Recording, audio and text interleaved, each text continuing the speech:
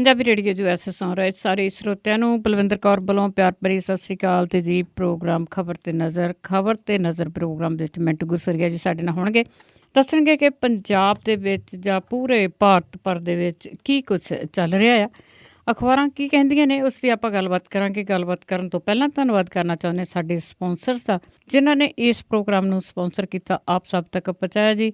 ਗੁਰਵਿੰਦਰ ਸਿੰਘ ਤੇ Avtar Singh ਚੰਦੀ Coachella, ਅਰਨੋ express ਵਾਲੇ, Khalsa insurance San Jose ਤੋਂ, Rajinder Singh Chauhan Bakersfield, Krishan Dhanota ji Yuba City, Punjabi American senior centre Bakersfield, Jassi Kel ਤੇ ਲਾਲੀ ਸਿੱਧੂ ਜੀ ਬੇਕਰਸਫੀਲਡ ਤੋਂ ਬਹੁਤ ਬਹੁਤ ਇਹਨਾਂ ਦੇ ਆਪ ਸਭ ਦੇ ਧੰਨਵਾਦੀ ਹਾਂ। ਆਪਣੇ ਪ੍ਰੋਗਰਾਮ ਨੂੰ ਸਪਾਂਸਰ ਕੀਤਾ, ਆਪ ਸਭ ਤੱਕ ਪਹੁੰਚਾਇਆ। ਜੇ ਤੁਸੀਂ ਵੀ ਆਪਣੇ ਬਿਜ਼ਨਸ ਬਾਰੇ ਜਾਂ ਤੁਸੀਂ ਇਸ ਪ੍ਰੋਗਰਾਮ ਨੂੰ ਸਪਾਂਸਰ ਕਰਨਾ ਚਾਹੁੰਦੇ ਹੋ, ਕਾਲ ਕਰ ਸਕਦੇ ਹੋ 4087227698। ਸਾਡੇ ਨਾਲ ਜੁੜ ਚੁੱਕੇ ਨੇ ਮਿੰਟੂ ਗੁਰਸਰੀਆ ਜੀ, ਸਤਿ ਸ਼੍ਰੀ ਅਕਾਲ, ਸਵਾਗਤ ਹੈ ਜੀ।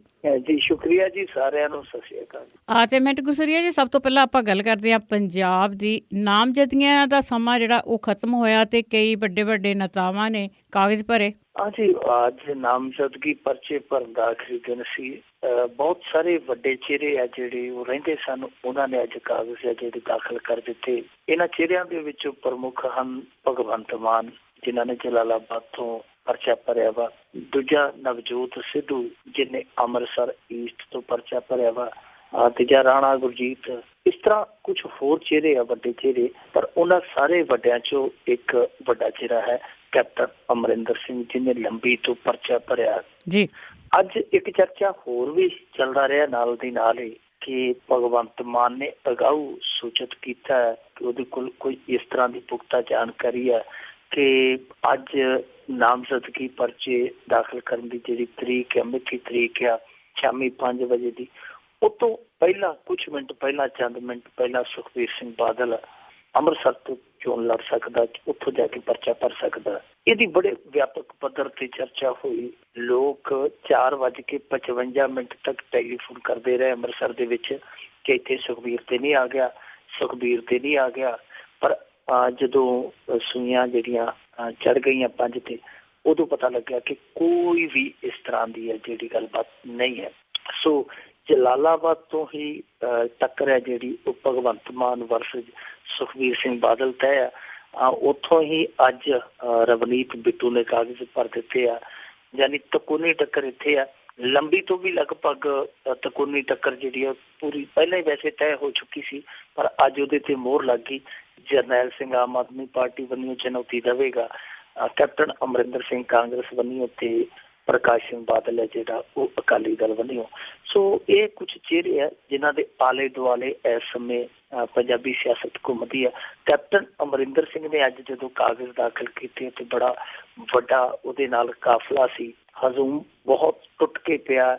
ਰੋਡ ਸ਼ੋਅ ਕੀਤਾ ਉਹਨੇ ਲੰਬੀ ਦੇ ਦਰਜਨ ਭਰ ਪਿੰਡਾਂ ਦੇ ਵਿੱਚ, ਬਹੁਤ ਵਧੀਆ ਹੁੰਗਾਰਾ ਮਿਲਿਆ ਲੰਬੀ 'ਚ। ਫਿਰ ਉਹਨੂੰ ਇੱਕ ਪ੍ਰੋਗਰਾਮ ਦਾ ਸੰਬੋਧਨ ਕਰਨਾ ਸੀ ਪ੍ਰੋਗਰਾਮ ਨੂੰ, ਉਹਦੇ ਵਿੱਚ ਵੀ ਉਹ ਰਿਸਪੌਂਸ ਲੋਕਾਂ ਦਾ ਬਹੁਤ ਤਗੜਾ ਸੀਗਾ।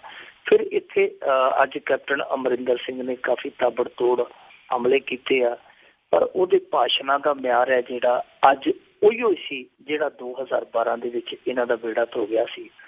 ਜਿਸ ਤਰ੍ਹਾਂ ਉਦੋਂ ਖੂੰਡਾ ਚੁੱਕ ਕੇ ਕਦੇ ਉਹਦੇ ਮਗਰ ਲੱਗ ਗਿਆ, ਕਦੇ ਉਹਦੇ ਮਗਰ ਲੱਗ ਗਿਆ, ਅੱਜ ਵੀ ਭਾਸ਼ਾ ਕੈਪਟਨ ਦੀ ਬਿਲਕੁਲ ਉਸੇ ਤਰਜ਼ ਦੀ ਸੀ। ਕਦੇ ਕਹਿ ਦਿੰਦਾ ਸੀ ਕਿ ਬਾਦਲਾਂ ਨੂੰ ਮੈਂ ਭੁੱਲ ਦੇਊਂਗਾ, ਕਦੇ ਆਖ ਦਿੰਦਾ ਸੀ ਕਿ ਬਾਦਲਾਂ ਨੂੰ ਇੱਥੋਂ ਕੱਢ ਦੇਊਂਗਾ, ਐਂ ਕਰ ਦੂੰਗਾ, ਉਹ ਕਰ ਦੂੰਗਾ। ਜਿਸ ਤਰ੍ਹਾਂ ਦਾ ਇਹਦਾ ਅੜਬੀਲਾ ਸੁਭਾਅ ਹੈ ਉਹਦੇ ਮੁਤਾਬਕ ਹੀ ਅੱਜ ਬੋਲਦਾ ਗਿਆ। ਇੱਥੋਂ ਤੱਕ ਵੀ ਆਖ ਦਿੱਤਾ ਕਿ ਮੈਂ ਸਹੁੰ ਖਾ ਕੇ ਆਇਆ, ਮੈਂ ਇਹਨਾਂ ਨੂੰ ਛੱਡਣਾ ਨਹੀਂ ਹੈ। ਦੂਜੇ ਪਾਸੇ ਇੰਨੇ ਕੁਛ ਨਾਂ ਵੀ ਲਏ ਆ, ਜਥੇਦਾਰ ਦਿਆਲ ਸਿੰਘ ਕੋਲਿਆਂ ਵਾਲੇ, ਤੇਜਿੰਦਰ ਸਿੰਘ ਮਿੱਧੂ ਖੇੜਾ, ਸਤਿੰਦਰ ਮੰਟਾ, ਜਿਹੜੇ ਕਿ ਬਾਦਲ ਪਰਿਵਾਰ ਦੇ ਬਹੁਤ ਨਜ਼ਦੀਕੀ ਹੈ ਤੇ ਲੰਬੀ ਹਲਕੇ ਦੇ ਤਿੰਨੇ ਰਹਿਣ ਵਾਲੇ ਆ, ਜੋ ਇੱਥੇ ਹੇਠਲੇ ਪੱਧਰ ਤੇ ਲੋਕਾਂ ਦਾ ਕੰਮ ਕਾਰ ਕਰਾਉਂਦੇ ਆ। ਉਹਨੇ ਆਹ ਜਿੱਦਣ ਮੈਂ ਸਰਕਾਰ 'ਚ ਆ ਗਿਆ 24 ਘੰਟਿਆਂ ਦੇ ਅੰਦਰ ਅੰਦਰ ਇਹਨਾਂ ਨੂੰ ਜੇਲ੍ਹਾਂ 'ਚ ਡੱਕ ਦਊਂਗਾ। ਸੋ ਉਹਨੇ ਜੋ ਅੱਜ ਭਾਸ਼ਣ ਦਿੱਤਾ ਹੈ ਉਹਦੇ ਤੋਂ ਕਿਤੇ ਨਾ ਕਿਤੇ ਇਉਂ ਜਾਪਦਾ ਹੈ ਕਿ ਜਿਸ ਤਰ੍ਹਾਂ ਅਰਵਿੰਦ ਕੇਜਰੀਵਾਲ ਬਹੁਤ ਦਵੰਗ ਤਰੀਕੇ ਦੇ ਨਾਲ, ਬਹੁਤ ਬੇਬਾਕਤਾ ਦੇ ਨਾਲ ਵੰਗਾਰਦਾ ਹੈ ਬਾਦਲਾਂ ਨੂੰ, ਤੇ ਜਿਸ ਤਰ੍ਹਾਂ ਉਹਦੀ ਦਲੇਰੀ, ਉਹਦੀ ਬੇਬਾਕਤਾ, ਉਹਦੀ ਦਵੰਗਾਈ ਲੋਕ ਪਸੰਦ ਕਰਦੇ ਆ। ਕੈਪਟਨ ਅਮਰਿੰਦਰ ਸਿੰਘ ਇਸ ਚੀਜ਼ ਨੂੰ ਭਾਂਪ ਕੇ ਕਿ ਲੋਕ ਇਸ ਤਰ੍ਹਾਂ ਦੀ ਦਲੇਰੀ ਨੂੰ ਪਸੰਦ ਕਰਨ ਡਏ ਆ, ਉਲਾਰਵਾਦੀ ਹੋ ਰਹੇ ਆ। ਮੈਨੂੰ ਵੀ ਇਹੋ ਜਿਹਾ ਨੁਕਤਾ ਜਿਹੜਾ ਅਪਣਾਉਣਾ ਚਾਹੀਦਾ। ਬਿਲਕੁਲ ਲੱਗਦਾ ਉਹੀ ਹੈ ਕਿ ਉਸੇ ਅੰਦਾਜ਼ ਦੇ ਵਿੱਚ ਕੈਪਟਨ ਅਮਰਿੰਦਰ ਸਿੰਘ ਇੱਥੋਂ ਦੀ ਸਰਦਲ ਤੇ ਉਤਰਨਾ ਚਾਹੁੰਦੇ ਆ, ਲੰਬੀ ਦੀ ਸਰਦਲ ਤੇ। ਮੇਰੇ ਖਿਆਲ ਦੇ ਨਾਲ ਉਹ ਇੱਕ ਕਹਿ ਸਕਦੇ ਆ ਕਿ ਟਿਪੀਕਲ ਕੈਪਟਨ ਸਟਾਈਲ ਹੈ ਜਿਹੜਾ ਉਹ ਸਿਆਸਤ ਦਾ ਇੱਥੇ ਲੰਬੀ 'ਚ ਵੇਖਿਆ ਜਾਏਗਾ, ਕਿਉਂਕਿ ਕੈਪਟਨ ਨੂੰ ਪਤਾ ਲੱਗ ਗਿਆ ਕਿ ਜੇ ਲੰਬੀ ਤੇ ਲੋਕਾਂ ਦਾ ਮਨ ਜਿੱਤਣਾ ਹੈ ਤੇ ਉਹਨਾਂ ਨੂੰ ਭਰੋਸਾ ਦਿਵਾਉਣਾ ਪਵੇਗਾ ਕਿ ਤੁਹਾਡੀ ਪਿੱਠ ਤੇ ਭਾਈ ਮੈਂ ਖੜਾ, ਮੇਰੇ ਹੁੰਦਿਆਂ ਤੁਹਾਨੂੰ ਫਿਕਰ ਕਰਨ ਦੀ ਜ਼ਰੂਰਤ ਨਹੀਂ। ਜਿਵੇਂ ਅਰਵਿੰਦ ਕੇਜਰੀਵਾਲ ਕਹਿੰਦਾ ਕਿ ਬਸ ਤੁਸੀਂ, ਜਿਵੇਂ ਭਗਵੰਤ ਮਾਨ ਅਕਸਰ ਆਪਣੇ ਸ਼ਬਦਾਂ 'ਚ ਕਿਹਾ ਕਰਦਾ ਹੈ ਕਿ ਤੁਸੀਂ ਕਿਸੇ ਤੋਂ ਗੋਲੀ ਲੈ ਕੇ ਖਾ ਲਈ, ਕਿਸੇ ਤੋਂ ਕੈਪਸੂਲ ਲੈ ਕੇ ਖਾ ਲਿਆ, ਇੱਕ ਟੀਕਾ ਸਾਥੋਂ ਲਵਾ ਲਓ। ਤਾਂ ਉਹੀ ਮੈਸੇਜ ਹੈ ਜਿਹੜਾ ਕੇਜਰੀਵਾਲ ਦਿੰਦਾ ਕਿ ਇੱਕ ਇਲਾਜ ਸਾਡੇ ਤੋਂ ਕਰਾ ਲਓ। ਤੇ ਉਹੀ ਮੇਰੇ ਖਿਆਲ ਦੇ ਨਾਲ ਲੰਬੀ ਦੇ ਵਿੱਚ ਆ ਕੇ ਕੈਪਟਨ ਅਮਰਿੰਦਰ ਸਿੰਘ ਕਹਿਣ ਦੀ ਕੋਸ਼ਿਸ਼ ਕਰ ਰਿਹਾ ਕਿ ਇੱਕ ਥੌਲਾ ਹੁਣ ਮੇਰੇ ਤੋਂ ਪਵਾ ਕੇ ਵੇਖੋ, ਤੁਸੀਂ ਬਹੁਤ ਦੁੱਖ ਭੋਗ ਲਿਆ, ਹੁਣ ਕਿਹਦੇ ਹੱਕ 'ਚ ਇਹ ਸਭ ਕੁਛ ਜਾਂਦਾ ਹੈ ਉਹ ਸਮਾਂ ਦੱਸੇਗਾ। ਪਰ ਕੈਪਟਨ ਅਮਰਿੰਦਰ ਸਿੰਘ ਦੇ ਆਉਣ ਨਾਲ ਲੰਬੀ ਦੇ ਵਿੱਚ ਅੱਜ ਬਹੁਤ ਵੱਡੇ ਪੱਧਰ ਤੇ ਹਲਚਲ ਵੇਖੀ ਗਈ ਹੈ। ਜਿਨ੍ਹਾਂ ਲੋਕਾਂ ਨੇ ਡਰਦੇ ਮਾਰਿਆ ਤਿਰੰਗੇ ਝੰਡੇ ਜਿਹੜੇ ਪੇਟੀਆਂ ਦੇ ਥੱਲੇ ਲਗਾਏ ਹੋਏ ਸਨ, ਅੱਜ ਉਹ ਤਿਰੰਗੇ ਝੰਡੇ ਪੇਟੀਆਂ ਦੇ ਥੱਲੇ ਨਿਕਲ ਕੇ ਟੈਂਕੀਆਂ ਦੇ ਉੱਤੇ ਝੂਲਦੇ ਵੇਖੇ ਗਏ। ਜੀ ਜੀ। ਤੇ ਅੱਗੇ ਆਪਾਂ ਗੱਲ ਕਰਦੇ ਹਾਂ ਸਿਮਰਤੀ ਇਰਾਨੀ ਦੀ। ਕਾਫੀ ਖਬਰਾਂ ਦੇ ਵਿੱਚ ਰਹੀ ਆ ਤੇ ਉਸ ਦਾ ਸਕੂਲੀ ਰਿਕਾਰਡ ਦੀ ਪੜਤਾਲ ਕਰਨ ਨੂੰ ਮਨਜ਼ੂਰੀ ਮਿਲ ਗਈ। ਬੀਬੀ ਸਿਮਰਤੀ ਇਰਾਨੀ ਸੁਰਖੀਆਂ ਦੇ ਵਿੱਚ ਹੀ ਰਹੀ ਹੈ। ਤੁਸੀਂ ਹੈਰਾਨ ਹੋ ਕੇ ਕਿਸੇ ਸਮੇਂ ਭਾਰਤੀ ਜਨਤਾ ਪਾਰਟੀ ਦੀ ਵਿਰੋਧੀ ਸੀ ਇਹ। ਅੱਜ ਭਾਰਤੀ ਜਨਤਾ ਪਾਰਟੀ ਨੂੰ ਕੋਈ ਗੱਲ ਕਹੇ ਤੇ ਇਹ ਪੈ ਜਾਂਦੀ ਹੈ ਅੱਗੋਂ। ਕਿਸੇ ਸਮੇਂ ਇਹ ਟੁੱਟ ਕੇ ਭਾਰਤੀ ਜਨਤਾ ਪਾਰਟੀ ਨੂੰ ਪਿਆਰ ਕਰਦੀ ਸੀ। ਔਰ ਬਹੁਤ ਘੱਟ ਲੋਕ ਜਾਣਦੇ ਹੋਣਗੇ ਕਿ ਬੀਬੀ ਸਿਮਰਤੀ ਇਰਾਨੀ ਨੇ ਇੱਕ ਇਲੈਕਸ਼ਨ ਪਹਿਲਾਂ ਵੀ ਲੜਿਆ ਹੋਇਆ। 2014 ਵਾਲਾ ਇਲੈਕਸ਼ਨ ਹੀ ਨਹੀਂ ਹਾਰੀ, ਪਹਿਲਾਂ ਵੀ ਇਸ ਤੋਂ ਇਲੈਕਸ਼ਨ ਇਹਨੇ ਲੜਿਆ 2004 ਦੇ ਵਿੱਚ। ਉੱਥੋਂ ਹੀ ਇਹ ਸਾਰਾ ਪੁਆੜਾ ਪਿਆ। ਅਸਲ ਦੇ ਵਿੱਚ ਮਾਮਲਾ ਬੀਬੀ ਸਿਮਰਤੀ ਇਰਾਨੀ ਦੀਆਂ ਡਿਗਰੀਆਂ ਨੂੰ ਲੈ ਕੇ ਆ। ਡਿਗਰੀਆਂ ਦਾ ਬਹੁਤ ਵੱਡਾ ਝਮੇਲਾ ਹੈ ਸਾਡੀ ਸਿਆਸਤ ਦੇ ਵਿੱਚ।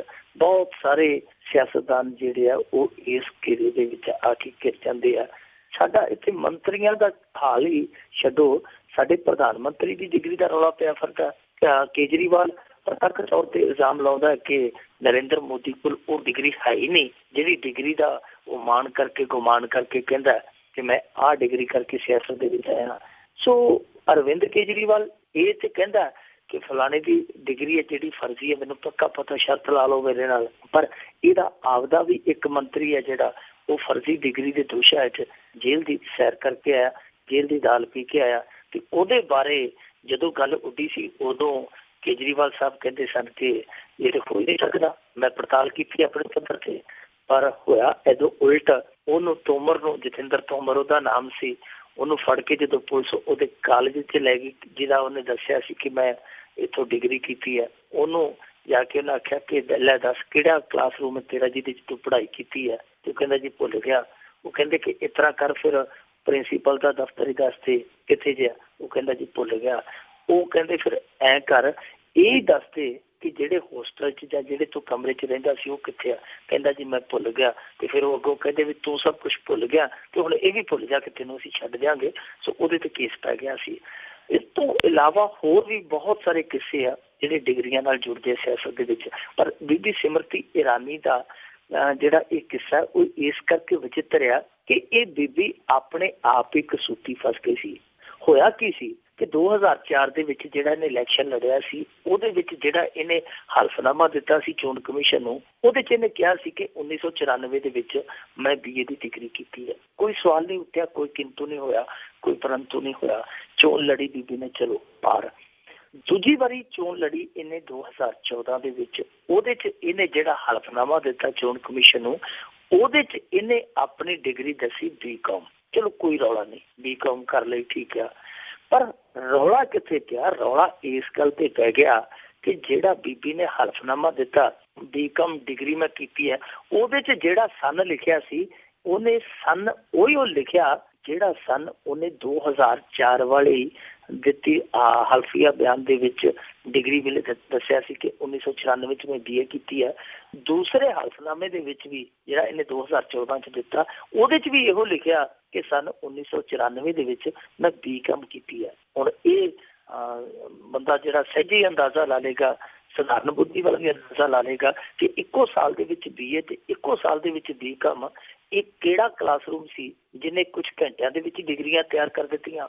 ਸੋ ਇੱਥੋਂ ਇਹ ਰੌਲਾ ਪੈਂਦਾ ਬਹੁਤ ਵੱਡੇ ਪੱਧਰ ਤੇ ਪਿਆ। ਇਹ HRD ਮਿਨਿਸਟਰ ਬਣੀ, ਉਸ ਤੋਂ ਬਾਅਦ ਇਹਨੂੰ ਲਾਂਭੇ ਕੀਤਾ ਗਿਆ। ਅੱਜ ਦੇ ਦਿਨ ਹੀ ਰੋਹਿਤ ਵਮੇਲਾ ਮਰਿਆ ਸੀਗਾ, ਹੈਦਰਾਬਾਦ ਯੂਨੀਵਰਸਿਟੀ ਦਾ ਵਿਦਿਆਰਥੀ, 1 ਸਾਲ ਪੂਰਾ ਹੋ ਗਿਆ। ਉਹ ਖੁਦਕੁਸ਼ੀ ਦਾ ਜ਼ਿੰਮਾ ਸੀਗਾ ਸਾਰਾ ਇਹਦੇ ਸਿਰ ਪੈਂਦਾ ਸੀਗਾ, ਸਿਮਰਤੀ ਇਰਾਨੀ ਦਾ, ਕਿ ਇਹਨੇ ਉਸ ਪ੍ਰਬੰਧਨ ਨੂੰ, ਯੂਨੀਵਰਸਿਟੀ ਦੇ ਪ੍ਰਬੰਧਨ ਨੂੰ ਚਿੱਠੀਆਂ ਲਿਖ ਲਿਖ ਕੇ ਉਸ ਮੁੰਡੇ ਤੇ ਇੰਨੀ ਸਖਤਾਈ ਕੀਤੀ ਕਿ ਉਹ ਸਾਰੀਆਂ ਸਖਤਾਈਆਂ ਤੋਂ ਪਾਰ ਹੀ ਬੋਲ ਗਿਆ। ਉਹ ਸੰਸਾਰ ਤੋਂ ਹੀ ਫੌਤ ਹੋ ਗਿਆ, ਸੰਸਾਰ ਤੋਂ ਹੀ ਰੁਖਸਤ ਹੋ ਗਿਆ। ਇਸ ਮਾਮਲੇ ਤੋਂ ਬਾਅਦ ਬੜੀ ਨੁਕਤਾਚੀਨੀ ਹੋਈ ਬੀਬੀ ਦੀ, ਤੇ ਬੀਬੀ ਨੂੰ ਮੁੜ ਕੇ ਅਹੁਦਾ ਜਿਹੜਾ ਆਪਣਾ ਛੱਡਣਾ ਪਿਆ, ਜਾਂ ਕਹਿ ਲਈਏ ਛੱਡਣਾ ਪਿਆ ਜਾਂ ਲਾਂਭੇ ਕਰ ਦਿੱਤਾ ਗਿਆ। ਇਹਨਾਂ ਨੇ ਆਪਣਾ ਪੱਖ ਬਚਾਇਆ। ਸੋ ਬੀਬੀ ਸਿਮਰਤੀ ਇਰਾਨੀ ਦਾ ਉਹ ਵਿਵਾਦ ਉਦੋਂ ਤੱਕ ਨਾਲ ਤੁਰਦਾ ਰਿਹਾ, ਪਰ ਹੁਣ ਜਦੋਂ ਉਹ ਵੱਡੇ ਅਹੁਦੇ ਤੋਂ ਚਲੇ ਗਈ ਹੈ ਤੇ ਇੱਕ ਛੋਟਾ ਮੋਟਾ ਜਿਹਾ ਅਹੁਦਾ ਇਸ ਬੀਬੀ ਨੂੰ ਦਿੱਤਾ ਹੋਇਆ। ਸੋ ਉਸ ਅਹੁਦੇ ਤੇ ਗਿਆ ਵੀ ਇਸ ਬੀਬੀ ਦਾ ਇਹ ਜਾਲੀ ਡਿਗਰੀਆਂ ਵਾਲਾ ਭੂਤ ਹੈ ਜਿਹੜਾ ਉਹ ਖੜਾ ਨਹੀਂ ਛੱਡਦਾ ਪਿਆ।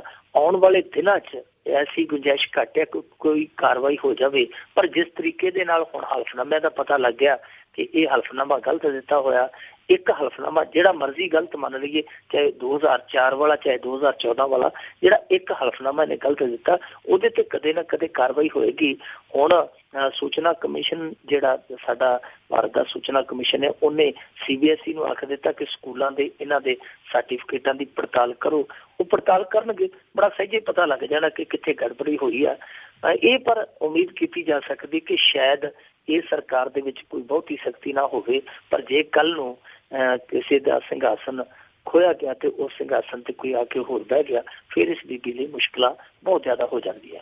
ਬਿਲਕੁਲ ਜੀ, ਸਿੰਘਾਸਨ ਤੇ ਹਿੱਲਣਾ ਹੀ ਆ, ਕੋਈ ਸਦੀ ਵੀ ਨਹੀਂ ਆਇਆ, ਪਰ ਮੋਦੀ ਦੀ ਵੀ ਜਾਂਚ ਜ਼ਰੂਰ ਹੋਊਗੀ। ਇਹਨਾਂ ਦੀਆਂ ਡਿਗਰੀਆਂ ਆ ਜ਼ਰੂਰ ਖੁਖਾਲੀਆਂ ਜਾਣਗੀਆਂ ਕਿ ਕੀ ਕੁਛ ਹੋਇਆ। ਅੱਗੇ ਆਪਾਂ ਮੋਹਸਨ ਸ਼ੇਖ ਦੀ ਹੱਤਿਆ ਦੀ ਗੱਲ ਕਰਦੇ ਹਾਂ ਕਿ ਉਸ ਦੇ ਮਾਮਲੇ 'ਚ ਦੋਸ਼ੀਆਂ ਨੂੰ ਜ਼ਮਾਨਤ ਦੇਣ ਵੇਲੇ ਅਜੀਬੋ ਗਰੀਬ ਤਰਕ ਹੋਏ। ਇਹ ਮੋਹਸਨ ਸ਼ੇਖ ਦਾ ਜਿਹੜਾ ਮਾਮਲਾ ਸੀਗਾ, ਇਹ 2014 ਦੇ ਵਿੱਚ ਵਾਪਰਿਆ ਸੀ। ਸ਼ਾਇਦ ਬਹੁਤ ਸਾਰੇ ਲੋਕਾਂ ਨੂੰ ਪਤਾ ਹੋਏਗਾ ਇਸ ਮਾਮਲੇ ਦਾ। ਇਹ ਘਟਨਾ ਜਿਹੜੀ ਮੁੰਬਈ ਦੇ ਵਿੱਚ ਘਟੀ ਸੀਗੀ। ਇਹ 28 ਸਾਲ ਦਾ ਮੁੰਡਾ ਸੀਗਾ ਮੋਹਸਨ ਸ਼ੇਖ। ਇਹਨੇ ਫੇਸਬੁੱਕ ਤੇ ਕੋਈ ਕਮੈਂਟ ਕੀਤੇ ਸਨ ਬਾਲ ਠਾਕਰੇ ਪ੍ਰਤੀ ਜਾਂ ਹੋਰ ਠਾਕਰੇ ਪਰਿਵਾਰ ਦੇ ਕਿਸੇ ਜੀ ਬਾਰੇ। ਇਹਦੇ ਤੇ ਕਾਫੀ ਵਾਦ ਵਿਵਾਦ ਹੋਇਆ। ਕਮੈਂਟ ਕੀਤੇ, ਚਲੋ ਕੋਈ ਕਮੈਂਟ ਐਸੇ ਨਹੀਂ ਸਨ ਜਿਨ੍ਹਾਂ ਨੂੰ ਆਧਾਰ ਬਣਾ ਕੇ ਇੱਥੋਂ ਤੱਕ ਪਹੁੰਚਿਆ ਜਾਂਦਾ ਕਿ ਬੰਦਾ ਹੀ ਕਤਲ ਕਰ ਦਿੱਤਾ ਜਾਵੇ, ਪਰ ਬਾਵਜੂਦ ਇਸ ਦੇ ਜਦੋਂ ਇਹ ਇੱਕ ਦਿਨ ਨਮਾਜ਼ ਅਦਾ ਕਰਕੇ ਨਿਕਲਿਆ ਆਪਣੇ ਦੋਸਤ ਦੇ ਸੰਗ, ਤੇ ਇਹਨੂੰ ਹਿੰਦੂ ਰਾਸ਼ਟਰ ਸੈਨਾ ਦੇ ਕੁਛ ਕਾਰਕੁਨਾਂ ਨੇ ਘੇਰ ਲਿਆ। ਗਿਣਤੀ ਉਹਨਾਂ ਦੀ ਦੱਸਦੇ 20 ਤੋਂ 25 ਸੀ। ਉਹਨਾਂ ਨੇ ਫਿਰ ਇਹਨੂੰ ਕੋਹ ਕੇ ਮਾਰਿਆ। ਦੂਜਾ ਇਹਦਾ ਮਿੱਤਰ ਸੀ ਜਿਹੜਾ ਉਸ ਸਪੋਟ ਤੋਂ ਭੱਜ ਖਲੋਤਾ, ਉਹ ਜਾਨ ਬਚਾ ਗਿਆ ਆਪਦੀ, ਪਰ ਇਹਨੂੰ ਮੋਹਸਨ ਸ਼ੇਖ ਨੂੰ ਬਹੁਤ ਬੁਰੀ ਤਰ੍ਹਾਂ ਕੁੱਟਿਆ ਗਿਆ, ਬਹੁਤ ਬੁਰੀ ਤਰ੍ਹਾਂ ਮਾਰਿਆ ਗਿਆ। ਇਹ ਫਿਰ ਦਮ ਤੋੜ ਗਿਆ। ਉਸ ਤੋਂ ਬਾਅਦ ਕੇਸ ਚੱਲਿਆ, 21 ਜਣਿਆਂ ਨੂੰ ਨਾਮਜ਼ਦ ਕੀਤਾ ਸੀ। ਉਹਦੇ ਚੋਂ ਲਗਭਗ 14 ਦੀ ਜ਼ਮਾਨਤ ਹੈ ਜਿਹੜੀ ਹੋ ਚੁੱਕੀ ਹੈ। ਹੁਣ 3 ਜਣਿਆਂ ਦੀ ਜ਼ਮਾਨਤ ਦਾ ਮਾਮਲਾ ਬੰਬੇ ਹਾਈ ਕੋਰਟ ਦੇ ਵਿੱਚ ਪਹੁੰਚਿਆ। ਬੰਬੇ ਹਾਈ ਕੋਰਟ ਦੇ ਵਿੱਚ ਜਿਹੜੀ ਬੀਬੀ ਇੱਕ ਜੱਜ ਸਾਹਿਬਾ ਸੀ, ਉਹਦੇ ਕੋਲ ਇਹ ਟ੍ਰਾਇਲ ਪਹੁੰਚਿਆ ਜ਼ਮਾਨਤ ਵਾਸਤੇ, ਤੇ ਉਸ ਬੀਬੀ ਨੇ ਜ਼ਮਾਨਤ ਹੈ ਜਿਹੜੀ ਮਨਜ਼ੂਰ ਕਰ ਦਿੱਤੀ। ਉਹਦਾ ਨਾਂ ਹੈ ਜਸਟਿਸ ਮੁਰਦੁਲਾ ਪਾਟਕਰ, ਜਿਹਨੇ ਇਹ ਜ਼ਮਾਨਤ ਮਨਜ਼ੂਰ ਕੀਤੀ। ਜ਼ਮਾਨਤ ਦੇਖੋ ਕਿਸੇ ਵੀ ਕੈਦੀ ਦਾ ਉਹ ਅਧਿਕਾਰ ਹੈ, ਮੌਲਿਕ ਅਧਿਕਾਰ ਹੈ, ਜਿਹਨੂੰ ਕੋਈ ਵੀ ਹਾਸਲ ਕਰ ਸਕਦਾ ਪ੍ਰਕਿਰਿਆ ਦੇ ਤਹਿਤ। ਪਰ ਇੱਥੇ ਸਵਾਲ ਇਹ ਸੀਗਾ ਕਿ ਕੀ ਉਹ ਗਰਾਊਂਡ ਸਹੀ ਹੈ ਜਿਸ ਗਰਾਊਂਡ ਦੇ ਆਧਾਰ ਤੇ ਇਸ ਜੱਜ ਸਾਹਿਬਾ ਨੇ ਜ਼ਮਾਨਤ ਹੈ ਜਿਹੜੀ ਇਹਨਾਂ 3 ਕਥਿਤ ਦੋਸ਼ੀਆਂ ਨੂੰ ਦਿੱਤੀ ਹੈ। ਗਰਾਊਂਡ ਕੀ ਸੀ? ਇਸ ਜੱਜ ਸਾਹਿਬਾਂ ਦਾ ਤਰਕ ਹੈ ਕਿ ਦੇਖੋ, ਇਸ ਬੰਦੇ ਦੀ ਮੌਤ ਦਾ ਕਾਰਨ ਸਿਰਫ ਤੇ ਸਿਰਫ ਇਹ ਹੈ ਕਿ ਇਹ ਦੂਜੇ ਧਰਮ ਦਾ ਸੀ। ਮਤਲਬ ਕਿ ਮਰਨ ਵਾਲੇ ਦੀ ਗਲਤੀ ਇਹ ਸੀ ਕਿ ਉਹ ਕਿਸੇ ਹੋਰ ਧਰਮ ਦਾ ਸੀ।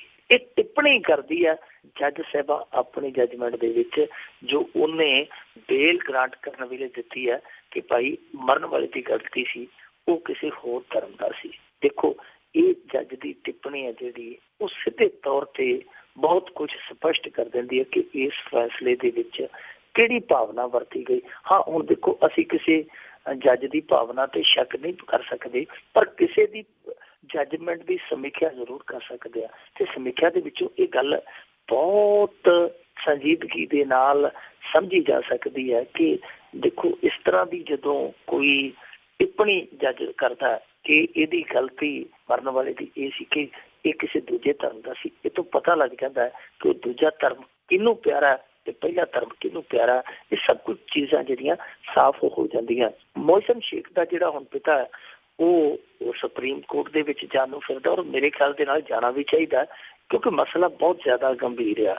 ਇੱਥੇ ਦੇਖੋ ਹੁਣ ਮਰਨ ਵਾਲੇ ਬੰਦੇ ਦੀ ਗਲਤੀ ਕੱਢੀ ਜਾ ਰਹੀ ਹੈ ਕਿ ਇਹ ਦੂਜੇ ਧਰਮ ਦਾ ਸੀ। ਹੁਣ ਦੇਖੋ ਜੇ ਕੋਈ ਕੱਲ ਨੂੰ ਕਹਿ ਦੇਵੇ ਕਿ ਫਲਾਣਾ ਬੰਦਾ ਉਕਸਾਹਟ 'ਚ ਆ ਗਿਆ, ਮਸਲਨ ਜੇ ਕੋਈ ਪਤੀ ਹੈ ਉਹ ਆਪਣੇ ਘਰ ਦੇ ਵਿੱਚ ਐਂਟਰੀ ਕਰਦਾ, ਉਹਦੀ ਪਤਨੀ ਕੋਈ ਇਤਰਾਜ਼ਯੋਗ ਹਾਲਤ ਦੇ ਵਿੱਚ ਹੁੰਦੀ ਹੈ ਤਾਂ ਉਹ ਮਾਰ ਦਿੰਦਾ, ਇੱਕ ਨੂੰ, ਦੋ ਨੂੰ, ਤਿੰਨਾਂ ਨੂੰ ਕਤਲ ਕਰ ਦਿੰਦਾ ਜਿੰਨੇ ਵੀ ਘਰ 'ਚ ਮੌਜੂਦ ਹੈ ਲੋਕ। ਤੇ ਮੁੜ ਕੇ ਉਹ ਕਹੇ ਕਿ ਜੀ ਮੈਨੂੰ ਤੇ ਉਕਸਾਇਆ ਗਿਆ ਸੀ ਕਿਉਂਕਿ ਮੇਰੀ ਇੱਜ਼ਤ ਤੇ ਹਮਲਾ ਸੀਗਾ, ਉਕਸਾਇਆ ਗਿਆ ਸੀ, ਮੈਂ ਤੇ ਉਕਸਾਹਟ ਦੇ ਵਿੱਚ ਕਤਲ ਕੀਤਾ, ਤੇ ਉਹਦਾ ਉਹ ਤਰਕ ਨਹੀਂ ਮੰਨਿਆ ਜਾਏਗਾ। ਸੋ ਇੱਥੇ ਇਹ ਕਹਿਣ ਦੀ ਕੋਸ਼ਿਸ਼ ਕੀਤੀ ਗਈ ਕਿ ਇਸ ਮੁੰਡੇ ਨੇ ਜਿਹੜਾ ਮਰਨ ਵਾਲਾ ਇਹਨੇ ਉਕਸਾਇਆ ਸੀ, ਫੇਸਬੁੱਕ ਤੇ ਪੋਸਟ ਪਾਇਆ, ਔਰ ਇਹਦੀ ਗਲਤੀ ਇਹ ਸੀ ਕਿ ਇਹ ਦੂਸਰੇ ਧਰਮ ਤੋਂ ਸੀ। ਇਹੋ ਜਿਹੀਆਂ ਦਲੀਲਾਂ ਜਿਹੜੀਆਂ ਉਹ ਸ਼ੱਕ ਪੈਦਾ ਕਰਦੀਆਂ ਨੇ, ਲੋਕਾਂ ਦਾ ਭਰੋਸਾ ਤੋੜਦੀਆਂ ਨੇ, ਕਿਉਂਕਿ ਜੁਡੀਸ਼ਰੀ ਅੱਗੇ ਹੀ ਬਹੁਤ ਇਹੋ ਜਿਹੇ ਮਾਮਲਿਆਂ ਦੇ ਵਿੱਚ